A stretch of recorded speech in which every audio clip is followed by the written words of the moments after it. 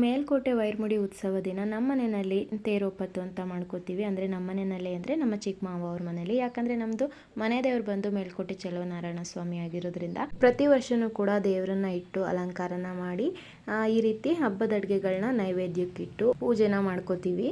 ನಮ್ಮ ಮನೆಯಲ್ಲಿ ಸಪ್ರೇಟು, ಅವ್ರ ಮನೇಲಿ ಸಪ್ರೇಟು ಅಂತ ಮಾಡ್ಕೊಳ್ಳಲ್ಲ. ನಾವು ಎಲ್ಲ ಅಲ್ಲಿಗೆ ಹೋಗಿ ಅಲ್ಲೇ ಅಡುಗೆ ಎಲ್ಲ ಮಾಡಿ ಪೂಜೆನೂ ಮಾಡ್ಕೊಂಡು ಬರ್ತೀವಿ. ಹಾಗೆ ಇವತ್ತು ಶನಿವಾರನೂ ಆಗಿರೋದ್ರಿಂದ ನಾನು ಮನೆಯಲ್ಲೂ ಕೂಡ ಪೂಜೆನ ಮಾಡಿಕೊಂಡು ಅಲ್ಲಿಗೆ ಹೋಗಿ ಅಡುಗೆ ಎಲ್ಲ ಮಾಡಿ ನೈವೇದ್ಯ ಮಾಡೋಷ್ಟೊತ್ತಿಗೆ ಮಧ್ಯಾಹ್ನನೇ ಆಗಿತ್ತು. ಹಾಗೆ ಅಕ್ಕಪಕ್ಕದವ್ರಿಗೆ ಅತ್ತೆ ಊಟಕ್ಕೂ ಕೂಡ ಹೇಳಿದ್ವು. ನಾವಿವತ್ತು ಮಾವಿನಕಾಯಿ ಚಿತ್ರಾನ್ನ, ಹಾಗೆ ಬೂದ್ಗುಂಬಳಕಾಯಿ ಮಜ್ಜಿಗೆ ಹುಳಿ, ಪಲ್ಯ, ಕೋಸಂಬರಿ, ಬೋಂಡ, ಹಾಗೆ ಪಾಯಸ, ಪಾನಕ ಮತ್ತು ನೀರು ಮಜ್ಜಿಗೆನ ಮಾಡಿದ್ವಿ. ಇನ್ನು ಅವ್ರಿಗೂ ಎಲ್ಲ ಊಟಕ್ಕೆ ಬಡಿಸ್ಬಿಟ್ಟು ಆಮೇಲೆ ನಾವು ಊಟನೂ ಕೂಡ ಮುಗಿಸ್ಕೊಂಡ್ವಿ.